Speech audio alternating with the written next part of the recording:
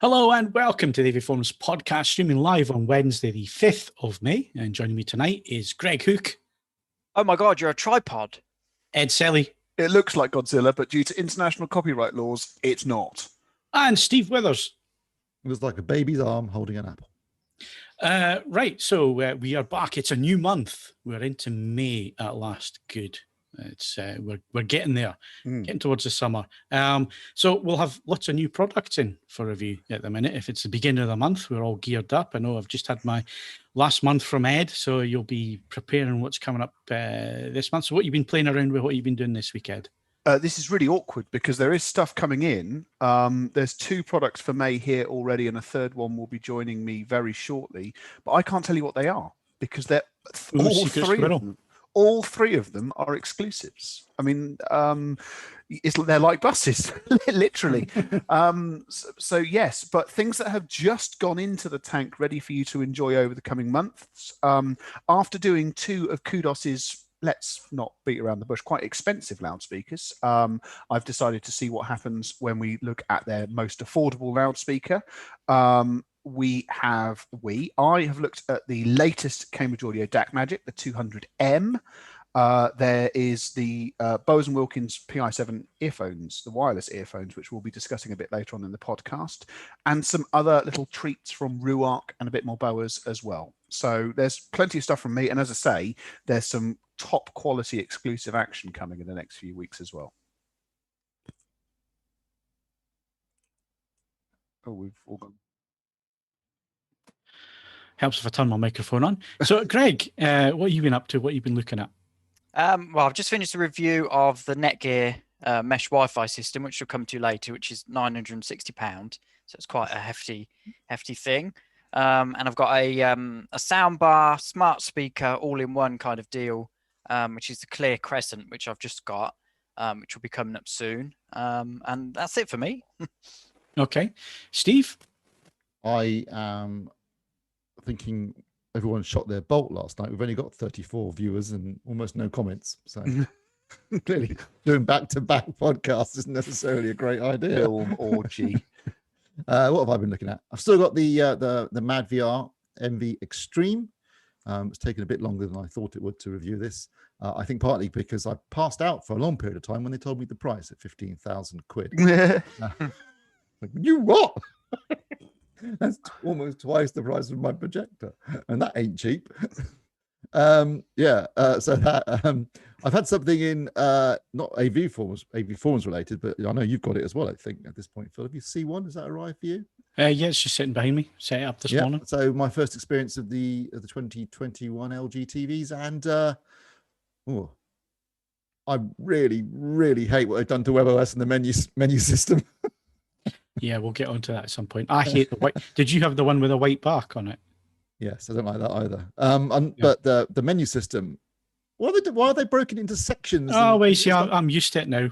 Got used to it. I've spent some time with it. I hated it when I was setting up the TV. Yeah, like, where the hell is everything? Yeah, but you're an old man. You hate change, Steve. Yeah, no, I mean, change fundamentally perfectly bad. good menu system. Why change it? I don't really like the full screen either. I prefer the old school web. So, I mean, it's a good TV, but why have they got to go with the policy of if it ain't broke, break it? Well, they won't have anything to sell if they just say, well, it's the same as the C10. So yeah, it's the same as the C10. They just changes. Yeah.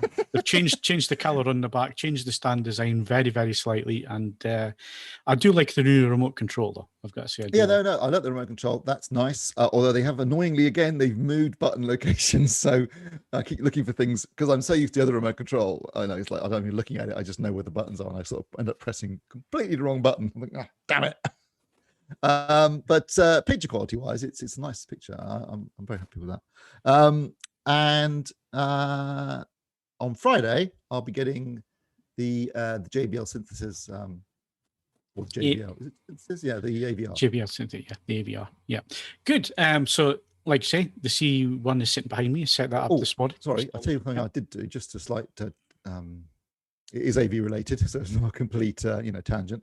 Because we were talking about it, Phil, and I had a little play with it on the Apple TV. And if you've got an Apple TV, oh yes. Phone, there's now the color balance calibration thing. So basically, what you do is you select that, And then if you hold your phone anywhere near the Apple TV, it detects it, and then it shows an Apple phone shaped, iPhone shaped target on the screen, and you hold the phone. Now you hold the phone with the screen towards the screen, if you see what I mean. So you're using the selfie camera, which seems weird, rather than the better cameras that are on the back of the phone. But you hold it towards the screen to screen, effectively an inch away from the TV screen, and then it goes through the primary colors and looks like some grayscale test patterns in that little iPhone shaped target. Does that, takes about 10 seconds, and then it says, do you want to use new settings or not? And it then changes. If you select yes, it's changing the settings in the Apple TV. So basically, don't go into this thinking this is some miracle calibration tool that you can use for. It's not doing anything to your television, so it's only applicable to the Apple TV, and it doesn't show you what it's doing, tell you what it's doing, or give you any feedback whatsoever. So God knows what it's actually doing. And you could get your tools out and measure it.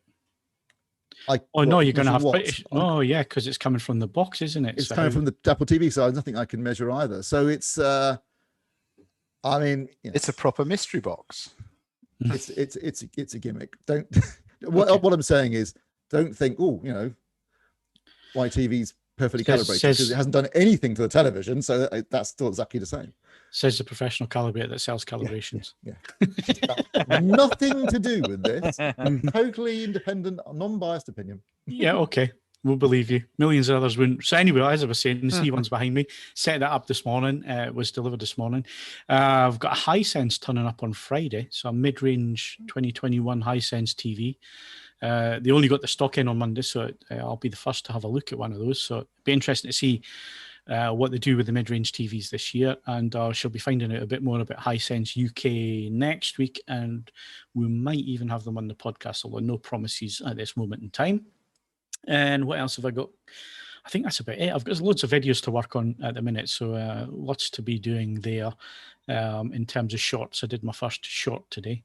So, lots going on. That TV will be reviewed in the next week, so it should be up soon.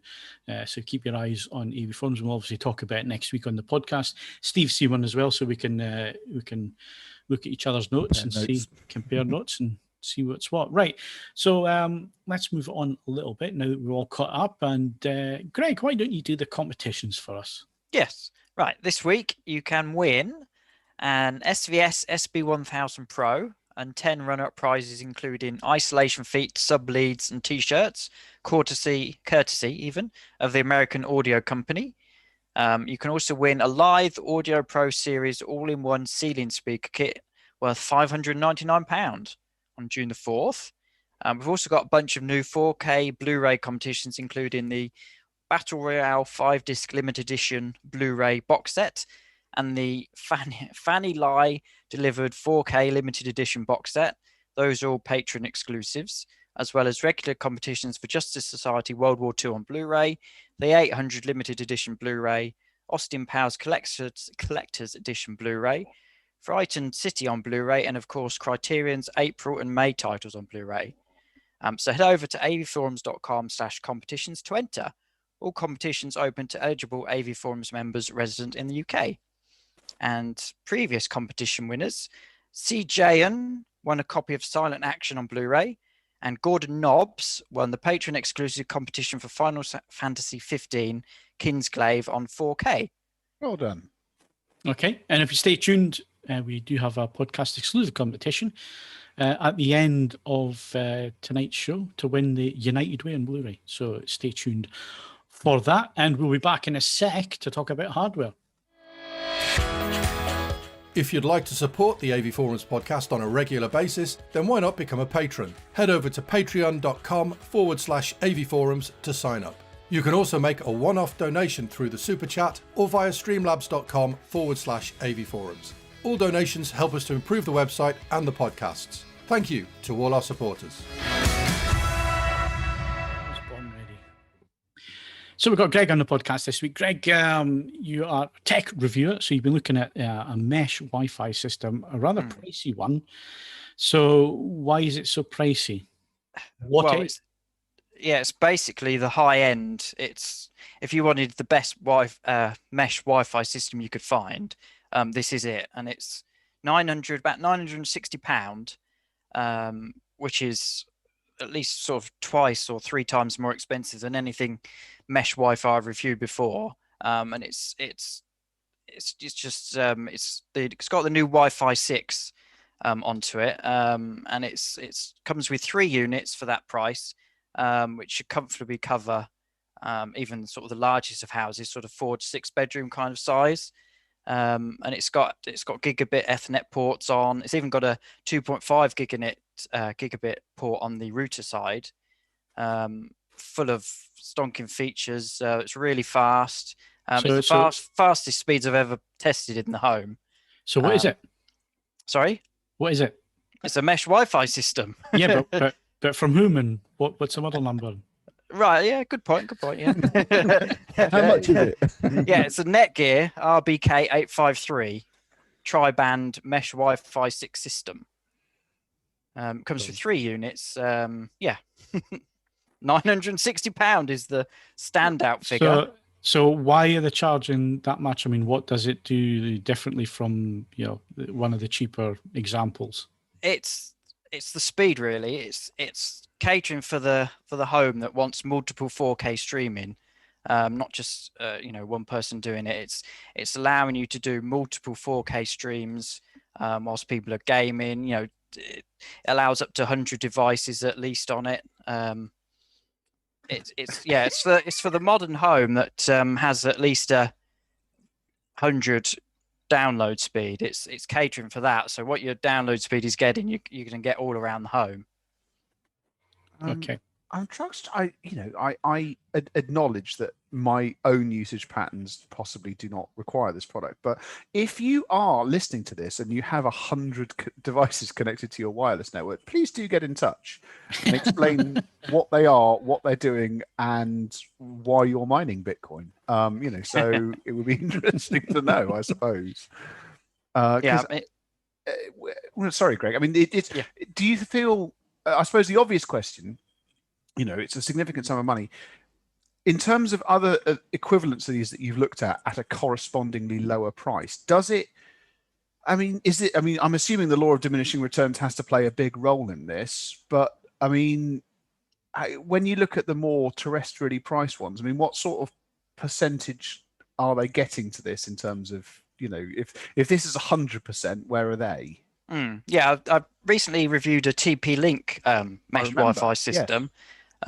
That was similar, 3 units, pretty similar coverage, didn't have anywhere near the speed. So if you consider this one, the Netgear, to be 100, like you say, you'd probably be looking at probably 60 for the cheaper one. So you are paying a lot of money, but it's for the home with several people in it downloading, streaming 4K, and wanting just the very best. This is the best you'll get for a mesh Wi-Fi system, and Netgear know it, which is why they've got that £960 price tag on it. Yeah. Oh, okay. Wow. Right. It looks nice. Yeah, it does look nice. The units are quite big though. They're getting larger and larger. It does look nice, but they're so pretty chunky. Do you connect one of them to the router and then the other 2 you put around the house? Yeah, that's it. Yeah.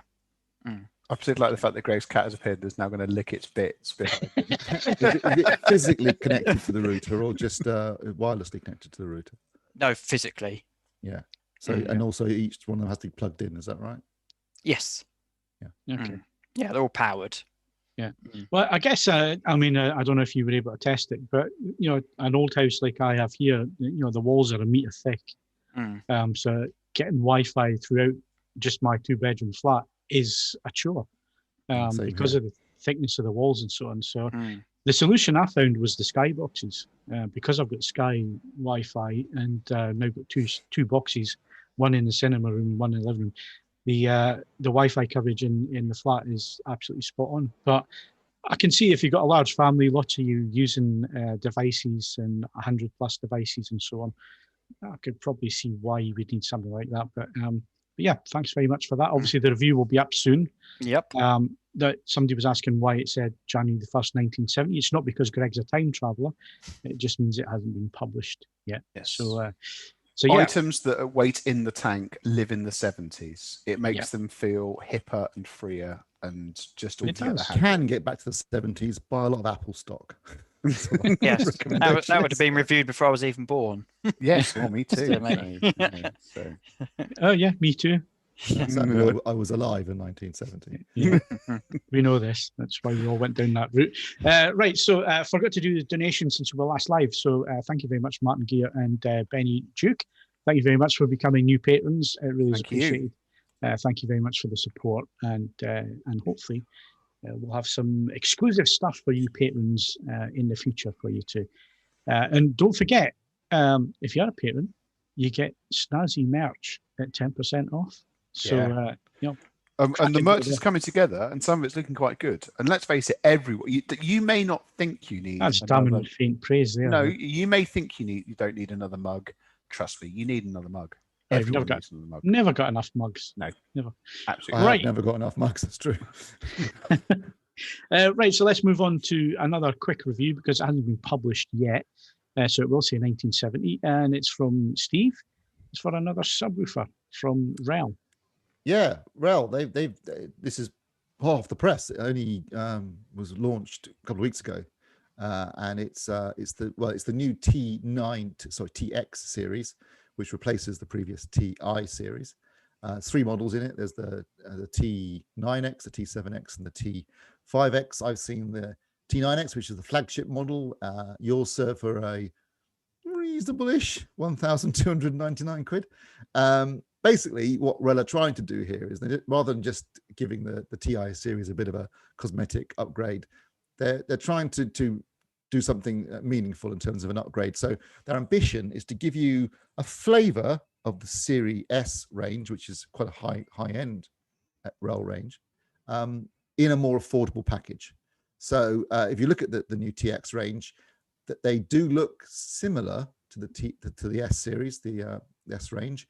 They have the same kind of quite solid, well-built cabinet, curved corners, nice gloss black or lacquered white finish, and a big grille on the front that sort of sticks out from the front of the subwoofer. It's got the a REL embossed badge on the top, and the sort of gunmetal grey, or more like a silver, I suppose, silver driver with the REL logo on that. So it looks similar to the Series S. Doesn't have the big handles on the sides, and it's not heavy. It is heavy though. It's actually not that big, but very well made and nice and solid. But it doesn't have the handles. It hasn't got the rail feet either. It's got more regular feet, which again have been redesigned to give it more support and also to raise the bottom a bit higher so that there's more surface area for the downward firing passive radiator to fire onto. So this is it's a compact little number, actually. I have to say it's not that big. It's got a 10-inch forward firing driver, a 10-inch downward firing passive radiator. They've given the driver a bit of an upgrade. They've also beefed up the amplification. It's now got 300 watts of Class AB, and it's not quite as high as the previous. Not quite as, in terms of height. It's not quite as high as the previous TI range, but actually has more volume inside its cabinet than the previous range. And the idea is to deliver maximum bass from minimum space, really. It's got a claimed frequency response that goes down to 27 hertz, which doesn't sound that low, but I've got to say, measuring it with the Trinov, it was actually, they're being quite conservative. They generally are at least very, very honest. In my room, it was going down below that. It wasn't really falling off in a meaningful way till about 22 hertz. So it goes lower than 27. It certainly feels and bigger than it looks. I've got a relatively large room, and it handled it well. It handled some really difficult stuff like the beginning of Edge of Tomorrow. That noise. Oh, bloody hell. Handle that well. I mean, that's a test that can reduce lesser subs to a quivering wreck. This handled it well. So it's a really, I've got to say, it's not cheap. The connections are fairly limited. It does have the high level neutronic connection. It comes with a 10-meter cable, actually. As you constantly correct me. I do. I've combined the two words. It should be Nutric, isn't it? Get it trademarked now. Yeah, it comes with a 10-meter cable for that. So if you want to use high-level connections, you can. Obviously, it does also do low-level. It's got a mono LFE 5.1 connection, which is what most people are probably going to be using. Although, you know, if you do want to use it in a stereo system, those high-level connections could be worth using. And it doesn't have any that price point. So the connections are limited. It's like no XLR, that kind of thing, and there's no remote control, no remote app. And I have to say, given that it's going up against, for example, the SVS SB2000 Pro that I reviewed last year, you know, that's less money, like $899, I think, to $999, depending on the finish you go for. So let's say you go for the gloss finish, it's £1,000, but it comes with the SVS's superb remote app. So there are limitations, but in terms of pure performance, I have to say, I thought it was a really, really good sub. And because it's compact and doesn't take up too much space. If you are limited in terms of space, but you want something that's going to look nice, going to deliver a really musical, solid, deep performance, then this was something you should be looking at. Okay, I'm going to ask the obvious, Steve. How does this stand up to a BK sub? It's turning into a cliche, isn't it? Really, the BK sub. You know, if you look at the two of them in terms of connections, features, everything, the BK sub is very similar, but not obviously nowhere near as pretty or nicely finished. But the BK sub uses 12-inch forward firing driver, 12-inch downward firing passive radiator. It uses 300 watts of class AB, same almost identical connections on the back actually, and goes below 20 hertz. The BK still is difficult. You know, it's gone up a little bit in price, as most things have, because of a rare scarcity of certain components. But I think it's around £500, maybe a bit more if you want a glossier finish, a nicer finish. But it's still unbelievable value. You do get the option to use the wireless modules with the REL, though, don't you? Which is you do. Sorry, I forgot to mention that. There's a little connection handy at the back. It looks like an RS-232 connection. It is an RS-232 connection. It is an RS-232 connection. And you can plug in the Arrow wireless module. So you do have that option. That's a good point, Ed. Thank you for reminding me. That's a nice option to have as well, you know, if you don't want to run a cable across your lounge. And I tested that a few years ago, and it was one of those things where I thought, well, it's a small company based in Wales. This is going to be terrible.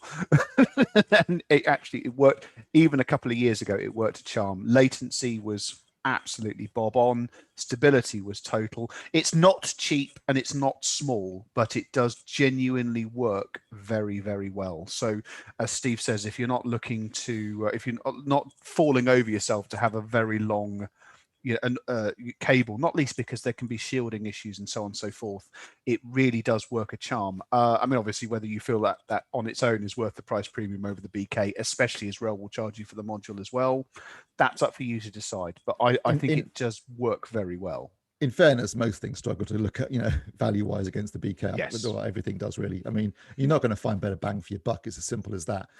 But REL know how to make a really good subwoofer, and this is a really good subwoofer. There is a photograph in the review when it gets published showing the wireless module attached to the back of the sub and the other section of the module next to it, so you get an idea of how big it actually is, as Ed's pointed out. But it's a classy piece of kit, but you are paying a bit of a premium, and so if you're tight on budget, there are better. I mean, if you can go up to $900 to £1,000, I'd be looking at the SVS with its remote app. If you're looking at something around a £500 mark, you'd be looking at the BK. That said, if you are a stereo person, as Steve says, the high level, the Neutrik / Beacon connector, in terms of dialing it into a stereo amplifier, it annoys me to say it because I for years it does seem to have some tangible benefits. If I had to use a subwoofer in a 2-channel system, it would almost certainly be a REL. Although the BK has the same connection. It does. No, that's absolutely and comes true. with a cable. So again, insane value for money. Yeah, so I mean, obviously, if you really want to if you really want the best subwoofer for music, you need to go Eclipse, but you will pay handsomely for one of those. So yeah.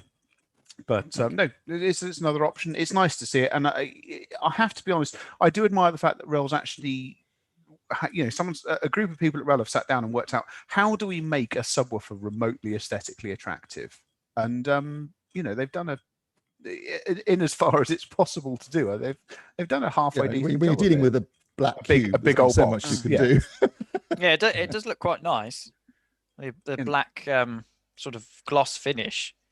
Yeah, I mean, I do think you need to do personalization in this day and age. If you could have it so the front thing doesn't have the REL logo, but you could have, within the given space that they can spray paint it, the design of your choice, skull and crossbones, crudely drawn cock, whatever takes your fancy, that could look really good. So and maybe a more catchy name like Thunderbastard. Thunderbastard, as you pointed out many times. Although it was REL who came up with the Predator, didn't they? They did. The year before. But that's a pretty good name for just Subwoofer. embrace the Thunderbastard. Well, they used to be named because you had to storm the stadium and yeah, you're right. Yeah, they did have names. Yeah, they should bring back names for products. Yeah, absolutely. You should have the REL Barry. If you're looking for human names, Cord Electronics is on the human names front, with Hugo and Dave and all the rest. Oh yeah, they are, aren't they? Yeah.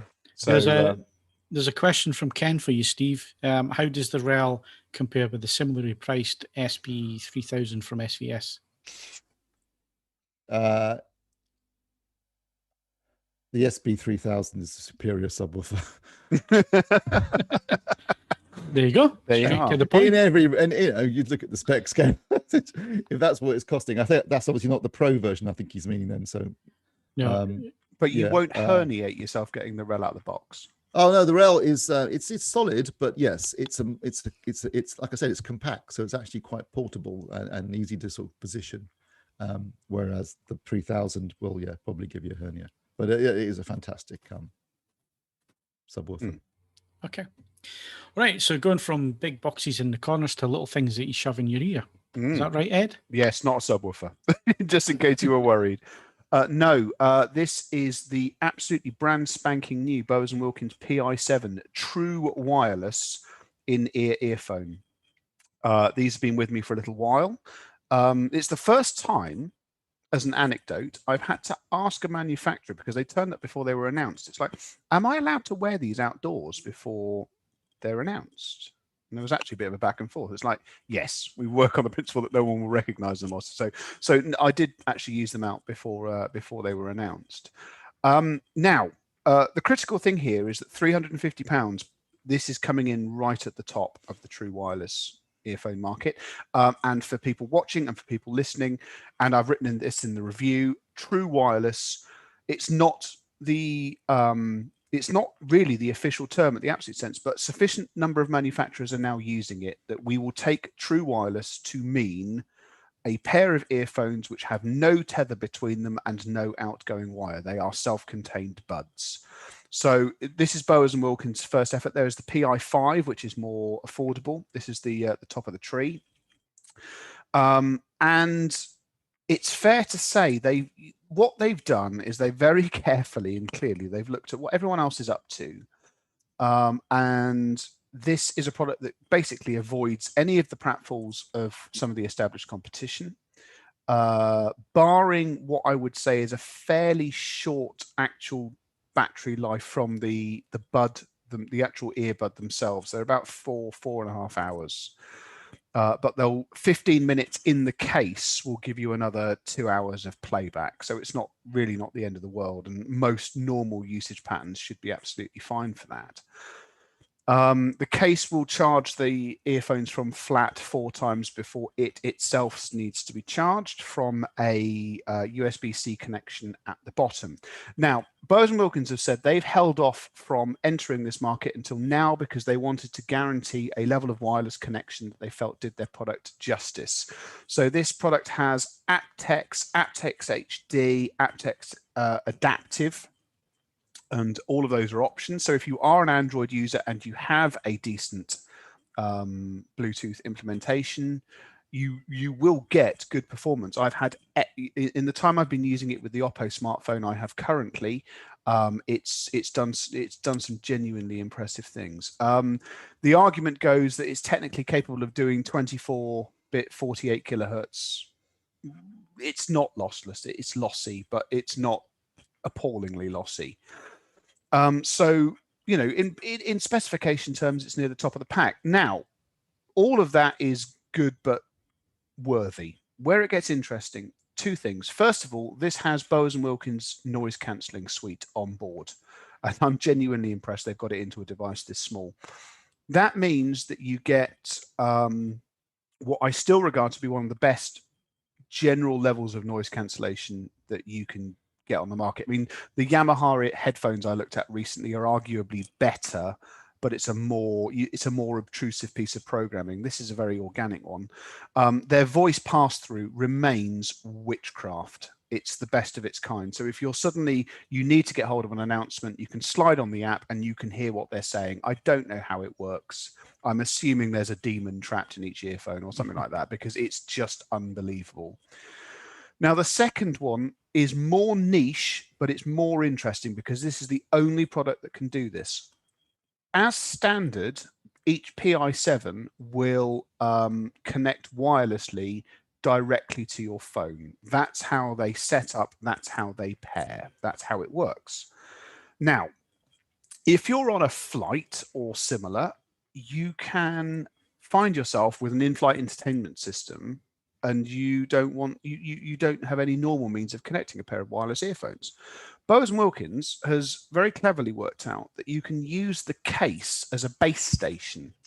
So as well as accepting charge through the USB socket, you can connect either USB to USB, so send a digital signal to the case, which is then sent to the earphones as an aptX adaptive signal. And the really clever one is you can take a 3.5mm analog output, digitize it, and do the same. So if you're on a flight with an in-flight entertainment system, you plug the case into the in-flight system and it beams the information straight to the earphones. It works. I will say that the analog connection is noisier than the digital one, but the fact that it works at all, I've long worked under the principle that there was no one cable arrangement that could do this. This can, it works, it's stable, and it's genuinely impressive. I have every confidence that other manufacturers are busy, what's the word, examining hastily purchased pairs of PI7s to work out how this functions. The long and the short of it is that this is the best of its kind I've tested. I mean, you know, it's genuinely impressive. The question is whether you feel it's worth £100 more over the AirPod Pro. And Greg has been busy testing devices from Lipotech, which do lots and lots of impressive things. And you could buy a pair, have 2 pairs put in a cupboard for when you lose one of these and just be good to go and still have money left over. This is unquestionably an expensive product, but I will say everything about using them, living with them, has been genuinely impressive, except, and you know, it's a warts and all review, they haven't got on very well with Lidl. If hang on, the supermarket. Yes, if you walk into Lidl wearing them when they're paired to my phone, and you walk through the security tag machine, it either cuts the signal or skips a track. And what's even more peculiar is if I then use the Astle & Kern CAN, which the review is up on the site, and do a Bluetooth connection from that, because that also has aptX Bluetooth, that doesn't happen. But then if I take the Oppo phone with any other Bluetooth earphone that I have here, it doesn't happen either. So I've fed this back to Bowers & Wilkins because I'm not a complete bust. The long and the short of it is, it's a very it's a very well, you know, it's an excellent value proposition, and the middle aisle is addictive. We all know this, and you can buy Ritter Sports for £1. I mean, if you are listening and you work for Lidl, we are looking for sponsorship. It's one of those things. I would suggest it's worth testing. All of these true wireless earphones have relatively complicated Bluetooth setups, because essentially, as I understand it, the Bluetooth isn't being split at the phone. It's going to one and then it goes across to the other, and so on and so forth. It might, I mean, it's very hard to do this in a dealer sense, but on a sale or return basis, if you're intending to live with them, get them out and moving around as quickly as possible to make sure that your connection is stable. For the most part, it's been unconditionally stable, but it's a lot of money to live with a product that doesn't do exactly what you want to do. So something worth testing. They also come in a white finish if, of course, you feel that all earphones must be white. So, okay. And of course, you can read the review when it gets published. Oh, there's lots of other stuff in the review. Trust me. Find out a bit more about it. I won't lie. April was Phil mentioned this on another podcast. April, for whatever reason, there were some issues with product in lots of different categories. So this originally came in to be one of the short form reviews, and it actually expanded to become quite a significant long form review, because obviously the extra functionality in the case and stuff like that gave lots of things to cover. But yeah, it's an extended review. Obviously, if you have any questions, they are still here at the time of talking, so I can do any tests that you and like, of course, if we get sponsored by Lidl's, does that mean we have to review everything that's in the middle aisles, like the wetsuits? And I'm up for that. Well, wetsuits I'm not up for. Can Greg's thin, he can do the wetsuits. But no, Ritter Sports for £1, Phil. Come on, if can't beat that, can you? No, if it's just Ritter Sports alone, I'm up for that. So are there any good trainers, Ed? They do sell trainers, but you know my very specific perversion. Are they blue and yellow with Lidl written on them? No. They're very subtle. Can I just say, I did say I was going to on Twitter. I wore the midlife crisis yellow trainers to my vaccination. I had my first COVID vax earlier today, and I broke out the yellow trainers for that. Okay. I just felt it was worth celebrating and all the rest of it. So, and just in case anyone is, I suppose do a public service thing here. I know obviously Phil and Steve have already had their vaccine. Greg was on Monday, and Greg's on a different dosage to me. So if either of us suddenly start turning funny, you can work out what's across two different things. If you are having second thoughts or so on and so forth, I'm a massive coward. I had mine earlier today. I have a vaguely numb upper arm. I'm experiencing no other side effects at the moment, so on and so forth. And in terms of your public debt to society, and let's face it, we all want to go to the pub, guys. So if you are in line, that's what it is, really. You couldn't care about anybody else. You just want them to take it so you can go to the pub. Come on, let's face it, weather-wise, this time round, I mean, last year with early lockdown, we were spoiled because the weather was absolutely beautiful. This year, I mean, I was outside at a pub on Saturday night, and my God, it was like Scott of the Antarctic. It was bloody horrible. So, let's face it, we all want to sit indoors. We all want to go to cinemas. We want to do all sorts of different things. So if you are in line for Nikos on the comment section, what about the sound? Well, I figured I ought to leave that for the actual review itself. They sound excellent, but there is a lot more in-depth comments on what they sound like when the review goes up. I've gone to town, I've tested them, and and obviously because I am a dual household with iPad and Android phone, I've also done testing on AAC Bluetooth as well as Fancy Dan. Yeah, so like we said, read the review. Yeah, I think that's the best advice we can give you. Right, we need to move things around. And when you can. Well, we'll be up this week. This coming week, it'll be up. And also, we're not a magazine. Our reviews don't go anywhere. It has to be said, credit to Stuart. Years ago, the search function basically functioned on chaos. If you type in any relevant search feature into the AV Forum search box. Oh, now you're making big promises here, Ed.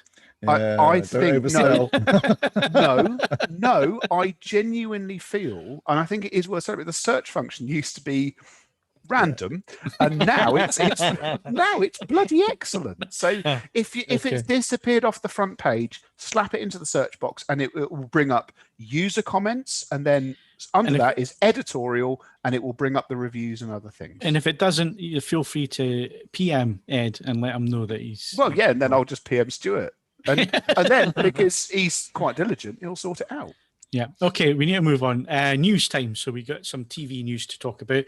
Not really surprised with this one, Steve. Panasonic they are going to move their LCD TV production over to TCL. So TCL third largest. Size. Yeah. So TV TCL are production, the biggest, third biggest in the world in terms of LCD TV production. So they're going to move the mid-range and below over to TCL. It kind of makes sense. I mean, TCL, like I say, they're huge, so they've got the scale to build these things. It's no secret that most manufacturers build their TVs, buying their TVs from exactly. They buy the panel in from one distributor and electronics from another. Even Samsung does that. Oh yeah, absolutely. So it's to cut costs, because basically TV is about 10% of Panasonic turnover, and it has been a loss leader for a number of years. This does not affect at the moment the high-end TVs, the OLEDs and so on, which will still be put together. Because they're all OLEDs and they buy them from LG. Yeah, but they still do a lot of the R&D and stuff from Japan and so on. So that will still go ahead. And obviously there's larger margins on those TVs as well. So those have been making some money in previous years. So they have been selling and so on. So it's more about the mid to low market. And of course, Panasonic. There's minimal margin. So, any excuse, any way you can save. Any way you can cut, because I think it's some models that you'll be lucky if you get 5% on top, 5-6% on top price wise. So they need to move it on. Obviously, they don't sell in Australia anymore. They don't sell in the US anymore. I think it's Europe, Japan. They sell in Canada? Or was it North America? They did some sales in Canada, and there's some retailers in America who have struck up some deals to who realised there's a bit of demand. So they sell some of the OLED models into the US market. The players sell quite well in America as well. Yeah, but I've seen a lot of comment on the forums. Is this the beginning of the end for Panasonic and so on? I guess it's kind of like that for every company at the minute. They're having to look at what their actually markets they're in, whether those are profitable, whether they need to stay there, or if they can move the production elsewhere and make some money. And if not, then I guess if it doesn't make money, that will be the point at which they'll make the decisions to come out of the markets. But they're businesses at the end of the day, aren't they? If they're not exactly. Money, what's the point doing it? Yeah, exactly. So I've got a lot of love for Panasonic. It's a brand that's been around a long time. I've got some fond memories of kit from the past before I did this for a job. And since I started doing this for a job, they've always been, a top company to deal with, and products have always been excellent. So it'll be interesting to see how this move works. I mean, it could work out really well for them, or not, but we'll just have to wait and see. And like Steve says, they're a business at the end of the day. And they have other areas of the business which are, quite profitable. Much bigger. It's just I'm not suggesting for a second that they're going to lead the TV market, but it's a sad decline for Panasonic, because we're old enough to remember a time when they had gigantic production facilities making plasmas and LCD panels. Yeah, you were there, weren't you? You went to visit them. Yeah. 10 years ago, they were one of the big manufacturers of panels for other people as well. It just shows you they're 10 not the only years. company, and lots changed in 10 years. Yeah, huge, because that factory was unbelievable to go to, and it had a motorway running through the middle of it. That was the size of the place. It was absolutely massive. 2 different countries. Not quite, but it was the scale of it was unbelievable. And of course, that factory they also did the 150-inch plasma TVs, so that was all 6 of them. just one sheet of glass, But yeah, it's 10 years, and we're so much has happened in that time. So yeah. Well, but anyway, lots happened in the last year, isn't it? Let's be honest. It has, in terms of changes to the industry that I think will be permanent changes. And a number of things ain't being undone. So yeah. No, there's lots of changes that are going to happen, and this is just one. I think we're about to talk about that, aren't we? Yes. Yeah. So segue. So moving on to the pandemic, obviously it's had its effect on our industry. Our industry hasn't suffered as bad as other industries. So this needs to be repeated time and time again. We've had a very good run of things, actually. And a lot of companies will tell you that they've had the record years, some of them, in terms of sales and so on, because people have been stuck at home and looking at their home entertainment and so on. But one area that has had a major impact, and it was an area I wasn't sure whether I was going to miss or not, and that is, the large show events like CES, like IFA, like High End in Munich, and so on. These are not just shows where manufacturers come along with the latest kit and show it off. In our industry, they're also great events for us all to get together. And sometimes you only speak to certain people 3 or 4 times a year, and it's because you're bumping into them on show floors and so on.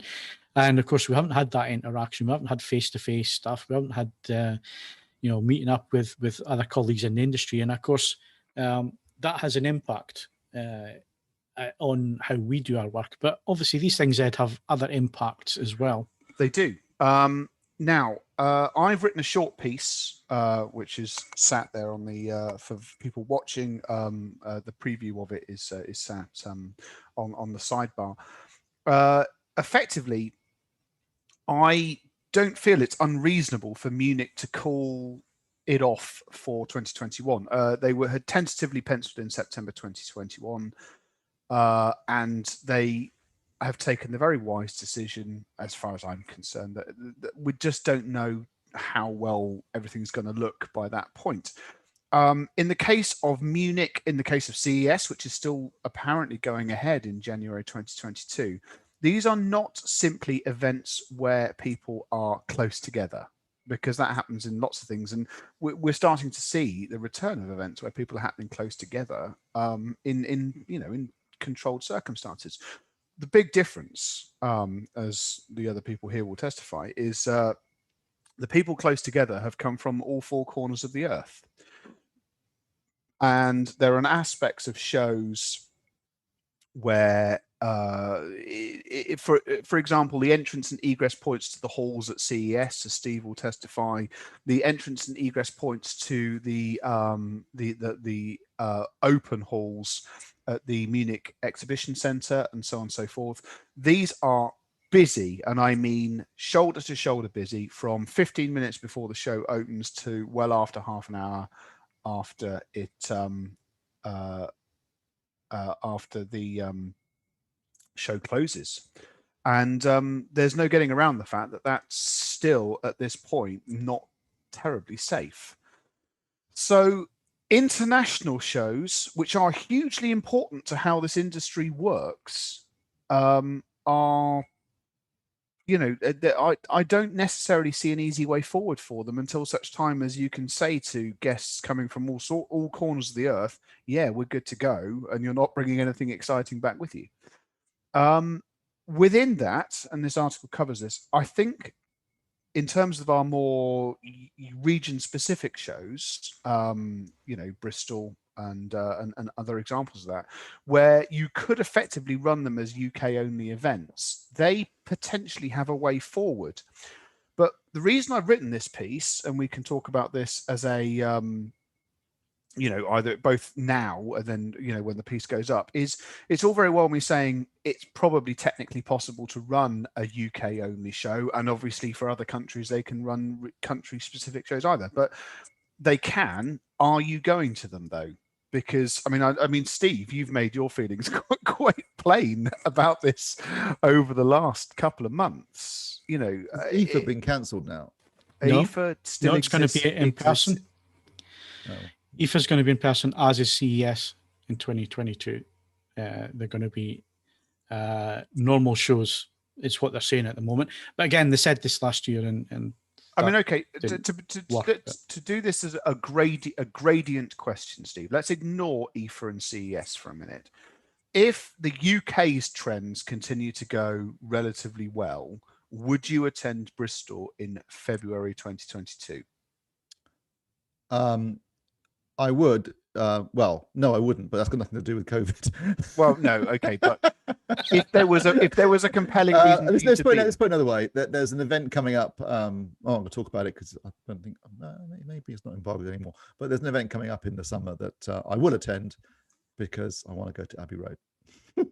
Right, but that's more limited than a public show. It is more than a public show. I mean, I don't particularly enjoy public shows at the best of times. But yes, if it was a UK show that I wanted to go to, I wouldn't be too bothered about it in this country because everyone's been vaccinated and we've got things under control. So, although I've got to admit, those Bristol hotel corridors are unpleasant places at the best of times. It has to be said.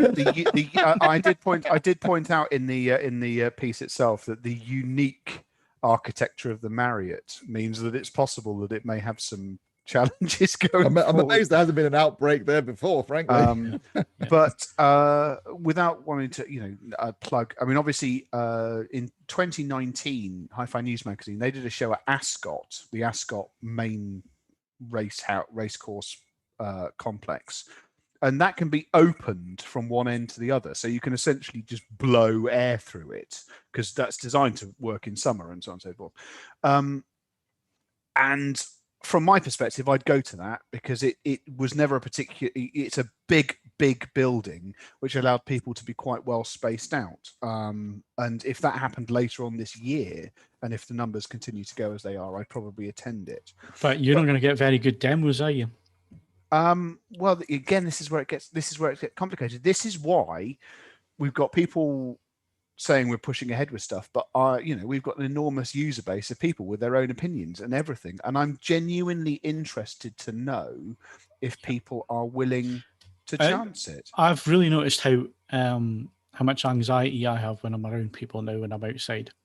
I was never ever like that. I had to go to the hospital yesterday. It was nothing serious, just an annual checkup. But I had to go to the hospital yesterday, and I was anxious from the minute I got out of the car to, walking through corridors and all that. I don't know why, but I just was, because it was more people than I'm used to, being around me and all the rest of it. And that's changed my outlook. And that will probably be the transfer over to going to these shows and so on. The main one for me is how do you get there? If you can drive in your own car, like the event you're talking about at Abbey Road, Steve, if you can drive there in your own car, and you're not sitting on a train or a plane to get there, and then you can have some control over how close your social distancing is to people and so on, then you have a bit of control over that, and that's great. When you're looking at shows like IFA or like CES, where you have to sit in a plane to get there, especially CES in Vegas, that's 11 hours sitting in circulating air. And you know how ill myself and Steve has been on occasions in normal times. I've nearly died at CES on at least 2 occasions, and that's got nothing to do with COVID. Exactly. So, if that's just the common cold and so on, it's going to be a breeding ground. And it's that time of the year as well when it's cold. And so, because I've got an invite outstanding at the moment. Phil will be familiar with it. Again, it's embargoed. We're not being deliberately annoying here. We have not trying to be coy here. We're just not allowed to say anything. But suffice to say, it is an opportunity to go and listen to something and then go and test something else, where the idea of being reticent about it in 2019, I'd have given myself a damn good slapping. I mean, a proper damn good slapping. But I've been given the dates for it now, and I'm still looking at it and going, I just don't know, because it does involve planes. Planes don't worry me, actually, because their recirculation systems are very, very good. It's airports, in my case, that I think. I mean, I didn't like airports at the best of times, but that would be my major point of view. Yeah, well, if you think about it, there's planes coming in from every corner of the world, and you got all those people mingling in border control and so on. Yeah. That's just absolute chaos. So I haven't decided yet. And I'm pretty sure I won't be doing CES in 2022. I don't think. I think it's far too soon to be sitting up for 11 hours on a plane, and going over and covering that show. And I think these shows would be silly as well, IFA and CS, if they didn't have some kind of online content to go with the main. I mean, I did point this out in the article. I mean, obviously, last time I went to CS, do you remember when there was the power outage? Because obviously, social distancing wasn't a thing in 2018, but nevertheless, there were points where it was an absolute, bedlam with people trying to vacate pitch black halls. And, it doesn't matter how good the intentions are. If that happened again, any policies of social distancing would just disintegrate in less than a minute. Yeah. Well, the other flip of the coin, Ed, and it's something I've really noticed this year, and it's been discussed a few times, is efficiency.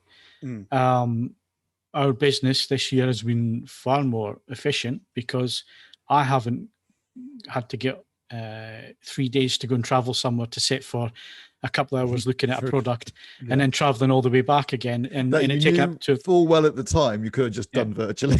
Yeah.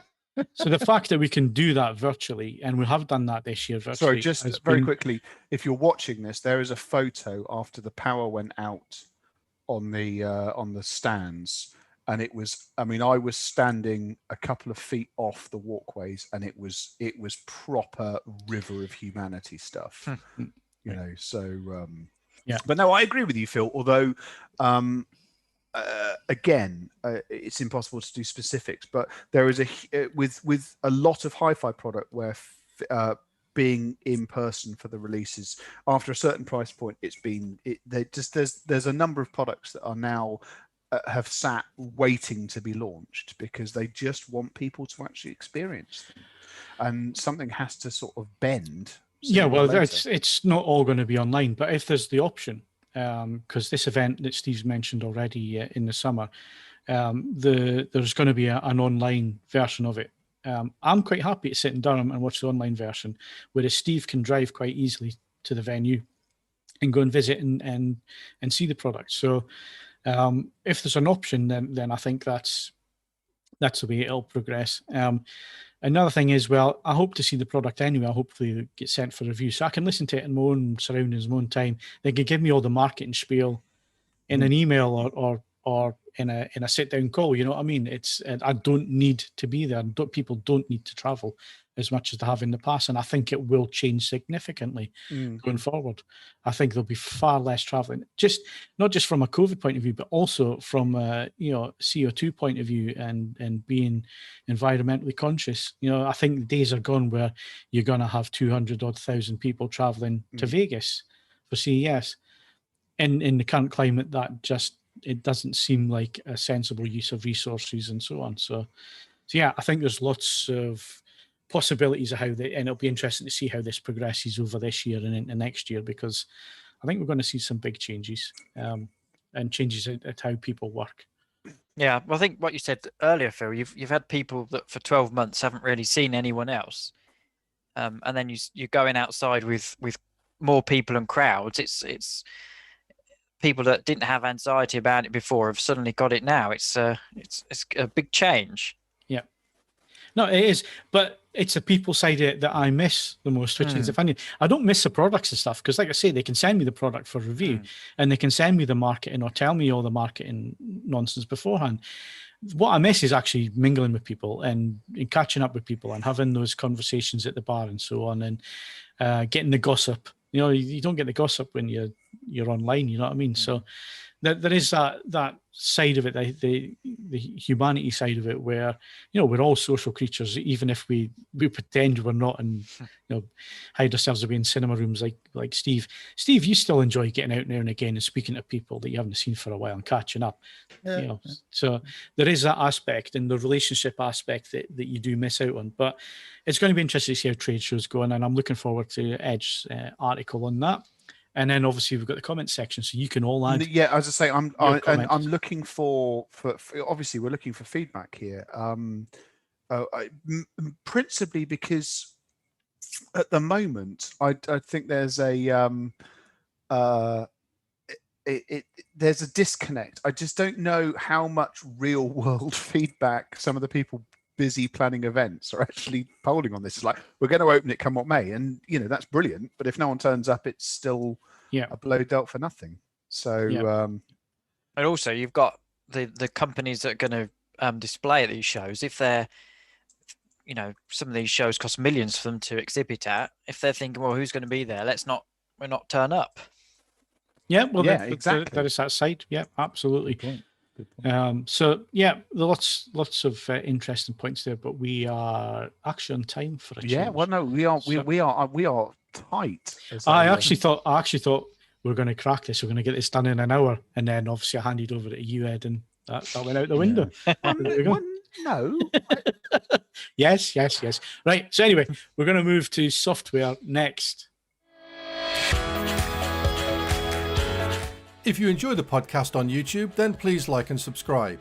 If you're listening to the audio version, then please leave us a rating on your podcast app. We invite you to email questions and feedback to podcast@avforums.com and join in with this episode's discussion thread in the podcasts forum at AV Forums.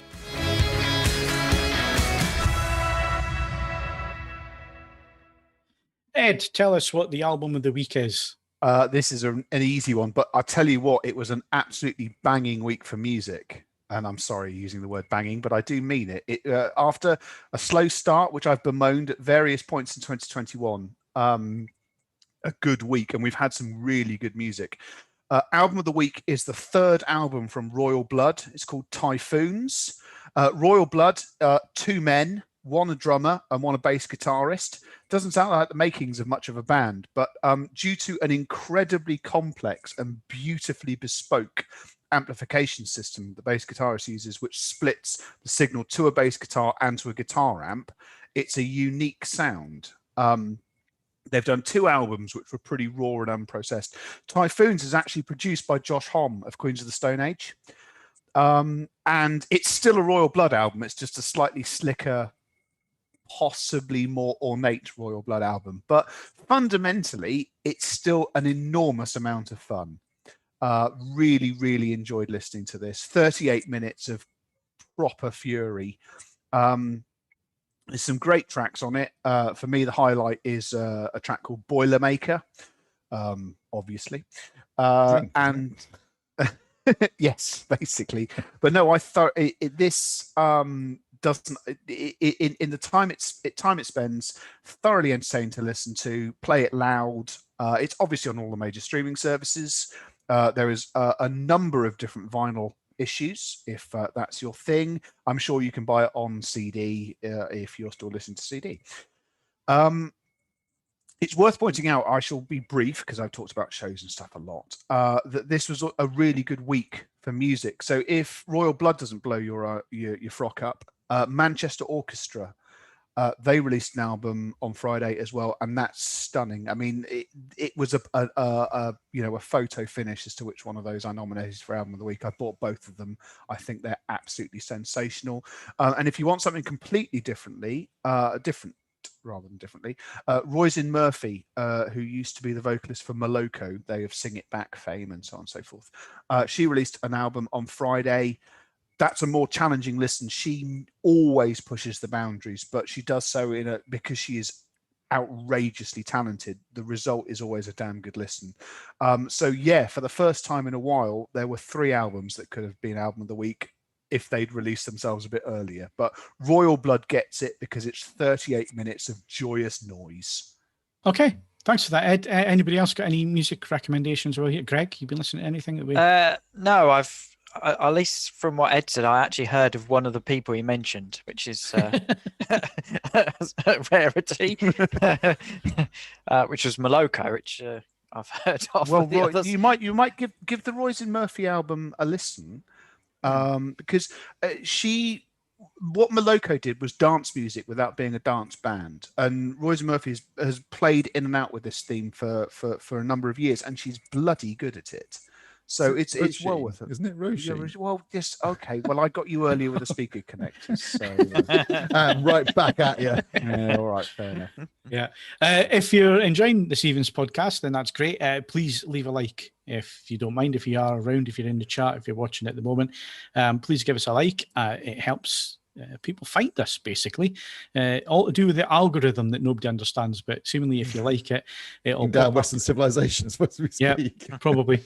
So yeah, if you don't mind doing that, it would be appreciated. And of course, obviously you can do the donations as we did earlier on. Right, let's move on and talk about some AV disc reviews. I think there's one here that you're going to talk about. I've got a review, bit of news too. I don't know if you saw this, but Arrow are bringing out True Romance on 4K disc in July.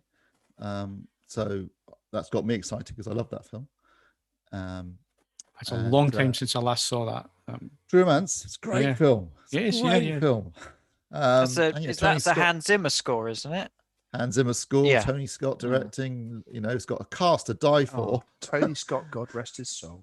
Yeah, he knew how to shoot a film, and the cast is amazing. You know, Brad Pitt playing Stoner and James Gandolfini, people that weren't necessarily big names in the early '90s that yeah, it's a cracking film. Obviously, a screenplay by Quentin Tarantino. So that's coming out in July, I believe. So that's a good bit of news. Disc-wise, I got my copy of, no, it's a US only release. Kino Lorber put this out. It's the Good, the Bad, and the Ugly on 4K disc. Now, the Good, the Bad, and the Ugly is one of my favorite films, and I will go as far as to say it's one of the greatest films ever made. I know a lot of Sergio Leone fans will say, oh, you know, Once Time in the West is better. No, Once Time in the West is long and it's boring. Good, the Bad, and the Ugly is just pure entertainment from the first frame to the last. It's got Eastwood at his coolest. It's got Lee Van Cleef at his meanest. It's got a performance of pure comic genius from Eli Wallach, who steals every scene he's in as Tuco the Bandit. It's got Leone at the top of his game. It's got Morricone's best score. Ecstasy of Gold is one of the finest sequences in film, it's and one of the most amazing. Sorry, it's got the origin point for New Order's Blue Monday in the Morricone score. It does. Just Ecstasy of Gold. It builds and builds and builds, and just when you think it can't build anymore, it builds a bit more. It goes again. Yeah. No, it is. So you're saying it's better than Paint Your Wagon? Well, you know, Clint doesn't sing in Good, the Bad, and the Ugly. That's just a good thing, I suspect. I've only ever seen Paint Your Wagon once. Oh, Greg, you magnificent bastard. I tell you what, I really like I Was Born Under a Wandering Star.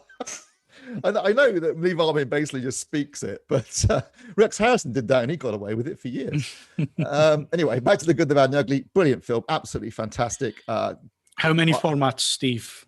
I have owned this on Laserdisc, DVD, the first Blu-ray release, which was not much better than the DVD. It was a bit more sharp. It was basically, but you could tell it was based on a very old HD transfer. I bought the re-released disc, which actually looked pretty good. Then I bought the new restored from 4K Blu-ray, which looked awful. It was a horrible yellowy tinge to the whole thing. Then I bought the re-released 4K restoration that Kino Lorber did, where they basically tried to get rid of the yellow tinge and everything looked a bit cyan. So it's had a checkered past on disc. Obviously, it wouldn't be a Good, the Bad, and the Ugly disc if it didn't have some controversy. So this 4K disc does not have HDR, but I will say it has never looked this good. It looks absolutely fantastic. It was shot on Technoscope. Now, Technoscope was basically poor man's CinemaScope. It took a 35mm piece of film and essentially cut it in half. So you had two pieces of film that were a 2.33 to 1 aspect ratio. So you weren't using an anamorphic lens. You got more film, out of the same canister, running at the same speed because it was basically 2 perf rather than 4 perf. So you've got more film, it's cheaper. You didn't have to use an anamorphic lens, which means that only could do things you could not have done with an anamorphic lens. Those extreme close-ups in The Good, the Bad, or in any of his films, you can't do that with anamorphic lens. He could only do that because he's using spherical lenses and Technoscope. So you do get more flexibility. It's cheaper to use. The downside is obviously when you're projecting it, you blow it up to 35mm anamorphic for projection. So you do get a bit more grain. But I've got to say that because they're scanning the negative and using the actual negative and not blowing it up, there's actually not as much grain. It's not as grainy as you might think. It looked fantastic. The level of detail is astonishing at times. Like the hat that Eastwood's wearing when you first see him is actually is it's like a straw boater hat with this kind of straw material in I think I've ever noticed before. It looks superb. The color timing, obviously it's 10-bit Rec 709 SDR. But I've got to say they've got the color grade right this time. It looks fantastic. Do you still have all the other versions that you've bought? Yeah, most of them. Looking around because I keep comparing things. It's got the 5.1 and a mono 2.0 soundtracks. Obviously, the 2.0 mono soundtrack is the closest to the original theatrical exhibition, but the 5.1 sounds great. Widens the soundstage at the front, and obviously you can really enjoy Morricone's score. Obviously, all Italian films were shot silent back then, and they just did everything in post in terms of dialogue and sound effects. So obviously people were speaking about 4 different languages. So there's a fair bit of lip sync issues, but that's just part of the course. It adds its charm in some ways. Yeah, quite. But it looks stunning. It looks stunning, even without HDR. Now, why hasn't it got HDR? No one quite sure. It could be that there just wasn't the latitude in that Technoscope negative to do it. More likely, the Italian rights owners weren't prepared to stump up the cash. Is it? Did you say it's a SDR? Yes, it's 4K SDR 709 Rec 709, but 10-bit encode. Right. It's the theatrical cut, the 161-minute theatrical cut, which is my preferred version, there was a longer cut, 177-minute extended cut, which was released on Blu-ray, has been released on Blu-ray a few times now. That isn't included, so it's just a theatrical cut. There are, however, deleted scenes on the 4K disc in 4K that are the scenes from the extended cut. So they've clearly restored those as well. So they could do an extended cut if they wanted to. But as I said, my preference is the theatrical cut. It's tighter. And also, when they did the extended cut, Lee Van Cleef was already dead. So they got a guy to impersonate his voice who does it brilliantly. You would not know the difference. And unfortunately, because Clint Eastwood and Eli Wallach were still alive at the time, Eli Wallach's died since, they redid their dialogue, but they sound like ancient old men.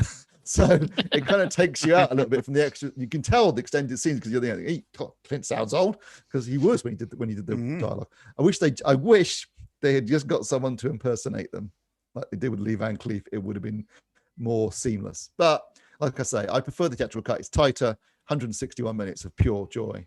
Some of the, it's just an amazing film. It's so much fun. And I defy anyone not to have a good time watching that movie. Even I like this. Yeah. I mean, as an anti-film person. Okay. All the extras are on the disc as well, apart from, obviously, because it doesn't include the extended cut. There were 2 commentary tracks originally on the extended cut, which obviously aren't here because they haven't got the extended cuts. But everything else is included, including the restoration of the extended cut. Which I'm assuming because this is you and your disc, this is a US disc, is it? Yeah, it's Kino Lorber is a US cut. It's a US only release. Obviously, the 4K disc is more region free. The included Blu-ray, which has also had a rest. The new Blu-ray includes the remastered image. So again, it's the best looking it's looked on Blu-ray as well. That's region A encoded. Right. Okay. But if you're a fan of the film, why don't you already own it? Yeah, that's very true. Right, we were going to talk about the Falcon and Winter Soldier this week, but obviously Tom didn't make it along this evening. Something popped up, and we're going to put that off till next week. Even though I spent most of the weekend catching up and watching all the episodes. We'll salute your diligence. We'll covered off. Yeah. Oh, hey. If I say I'm going to do something, I do it. So yeah, it was an excuse anyway, because I got the rack finished and I got everything piped in, and I run Room Perfect a couple of times because I added a sub into the rear of the room as well as the 2 at the front. So I got things sounding just the way I like it. So I spent the rest of the weekend watching that, and I'm going to catch up on a couple of films this week as well. Right. So what have we been watching? Ed, what have you been watching? I haven't watched this week's episode yet of Air Crash Investigation, but I have been thoroughly enjoying that. The episode last week, the thing over Kathmandu, was profoundly depressing, but excellently done. And I'm still watching and adoring Taskmaster because Taskmaster had a really it started on Dave. And was actually purchased by Channel 4 last season. And last season was affected because it started being pre-COVID, and then they had to redact everything to be post-COVID. And it felt disjointed because of that. And it was no fault of either Greg Davies or Alex Horn, sorry, I was struggling for his name, or the people who participated in last season's one. This season's Taskmaster has been done from the outset in the understanding that social distancing needs to be done. And it's been just as perfect as the older series on Dave before social distancing was a thing. If you don't know the premise of Taskmaster by now, just watch an episode. There are many to enjoy. It's a program shot on a tiny budget where fundamentally it's funny because the comedians are funny.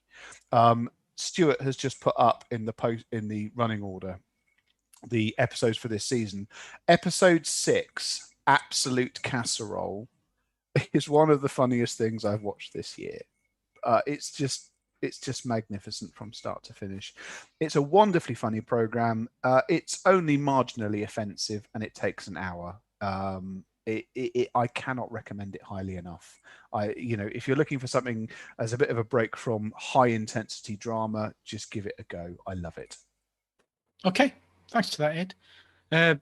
Like you, I've been watching Air Crash Investigation, and I watched the Falcon and the Winter Soldier over the weekend.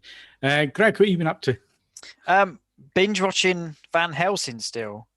which, if you want to watch a program where someone's entire bottom jaw is ripped out and then eaten, that's the one for you. Yeah, I mean, I don't know how many times I've sat there watching Taskmaster thinking this would be much improved by someone having their bottom jaw ripped out. Yeah. So thanks, Greg. Yeah, it is extremely gory. But it's good. 4 seasons. I'm on season 3, I think, at the moment. Yeah, it's good. Good stuff. Is that it? That's all you've been watching? Well, yeah. If you're binge watching, it's no time for anything else. It's yeah, I need to catch up with Expanse. I kind of got sidetracked halfway through season 3, so I need to get back to that as well. You just reminded me. Thank you very much. Right, Steve, what are you watching? I just want to quickly mention that 3D Blu-ray Bunker has pointed out that in True Romance, which I mentioned earlier in this podcast, there's a scene where Christian Slater's character mentions how fantastic The Good, the Bad, and the Ugly is in that movie, along with Road Warrior and the fictional film within a film, Coming Home in a Body Bag. So, yeah, good point, mate. I watched The Bad Batch yesterday, which is the new animated Star Wars series that started on Disney Plus. Obviously, yesterday was May the 4th. I think it's going to be from Fridays from now on, so there'll be another episode this Friday. It was like an hour and 15 minutes. So it was like a bit of almost a feature-length version. Thoroughly enjoyed it. I thought it was really good. So what's the premise of that one then, Steve? Have you watched did you watch Clone Wars? Some of it. Well, in the last season of Clone Wars, in the season 7, they introduced a bunch of clone troopers who are all defective in a way. That they're not normal. So one's like massive and big and strong. The other one's very intelligent, a bit nerdy. One's a sharpshooter, this sort of stuff. So they've all got slight deviations in terms of so their like guests skill on this podcast then. So they're the Bad Batch. They were introduced in season 7, and now that it's sort of this series takes off literally from the end of Revenge of the Sith. So it actually, the first bit of this first episode actually takes place concurrently with what's happening in Revenge of the Sith, and takes it from there on into the formation of the Empire, and what they get up to. So there was some nice little Easter eggs in there and characters that popped up that you'll know from other animated series. So yeah, it's good. Enjoyed that. I also picture and sound. It's 4K Dolby Vision or HDR, depending on what you're watching it on, and 5.1 audio. Looks great. It looks really good. It's scope ratio. Watched it on the big screen, and thoroughly enjoyed it. It's nice when they get the aspect ratio correct. Yes, yes. Thank God. And I also watched The Mitchells versus the Machines, which is the. I'm going to watch that this weekend. I thoroughly enjoyed the review. It's produced by Phil Lord and Chris Miller, who also did Cali with Chance and Meatballs and the Lego Movie and Spider-Man into the Spider-Verse. And like all of those films, it's funny, it's clever, it's got tons of heart. I absolutely loved it. I thought it was fantastic. I would like to express really my disapproval that we let Tom review a good film. But nevertheless, I should have made him review Without Remorse. Nevertheless, his review is very, very good. And, he had to get a decent one eventually, surely. Statistically, it has to happen from time to time. But Tom, unfortunately, does his best work when he hates things. Yes. Well, I guess it's the same for Netflix, isn't it? Even they have to make a good film occasionally. Yes, statistically, or buy one in. Or buy one. Yeah, I think it's actually a Netflix production. It's not one they bought in. Anyway, I thoroughly enjoyed it. I recommend it highly if you haven't seen it yet. And I thought it was Phil Mitchell and his brother against the machines. I'd watch that. Yeah, I would as well. I'm not sure it would go down so well in the States, but I'd watch it. And I've also been watching 2 documentary series. One only started today on Netflix. I have watched an episode or 2 already because I thought I'd give it a try and then got engrossed, which is The Son of Sam's. I know. You see, I watched Summer of Sam at the weekend to get ready. Yeah, so I watched that about a month ago. I'd forgotten how bloody odd, tonally odd that film is. It's like it was shot by 3 directors who did a third of the filming each, and then only just sent their work in for post processing because it's all over the shop. But I enjoyed it. But surprisingly, it does absolutely nail the sense of panic in New York in 76 and 77. It does. No, and the things that they do in it, like girls getting their hair dyed and that sort of stuff, was genuinely happening. It's all quite, and I enjoyed that film. It's a strange one from Spike Lee, but he does capture the paranoia and fear in the city at the time. Yeah, and so this is about the Son of Sam killer, David Berkowitz, but also a journalist's investigation in theory that he was because if you watch, it's quite interesting because if you watch the first episode, they go through the killings and Berkowitz's arrest, and there's all these artist impressions from eyewitnesses, and none of them look like David Berkowitz, not even close. You're thinking like, are they sure they got the right guy? I mean, he did commit to it, but the theory is that there was more than one killer. There was a gang of them, a group of them, a cult essentially. Yeah. So I started watching that's quite good, and I've also started watching Exterminate All the Brutes, which is on Now TV, and it's a 4-part documentary about colonialism and racism, which is quite powerful. And we're saying if you want to be, just feel ashamed to be white. Yeah, there's loads of things I need to catch up on. What I did catch up on is a series that's running at the minute. It's called A Life in 10 Pictures. So it started with Freddie Mercury. Last week it was Tupac. So it kind of follows the life with certain photographs that were taken during their life, and obviously the stories behind the photographs, but also what happened to them and so on. It's been engrossing. It's been really good. About an hour long each episode. So if you're interested in that kind of thing, it's well worth looking at. I think it's BBC 4 it's on. It's either BBC 2 or BBC 4. Well, enjoy BBC 4 while it lasts. So you'll find it on iPlayer. Anyway. Right, I think we've covered just about everything we need to cover this week, and we're well ahead of time. So it's amazing what happens when we just expunge the film people, isn't it? well, they had an hour and 10 minutes last night, so they did. They got it all spent. Right, so we just have the podcast competition. So you want to do that one, Greg? Yep. To win a Blu-ray of The United Way, presented by the famous and great football player Eric Cantona, just use the following question to select the correct answer from the competition's page. Who presents The United Way?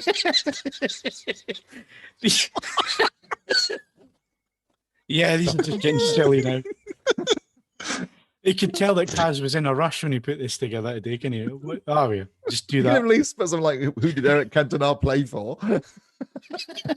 Well, you'd need to actually put a timestamp on that. Yes. Play for more than one side. To those watching, I just simply read what was there, and I could see what it.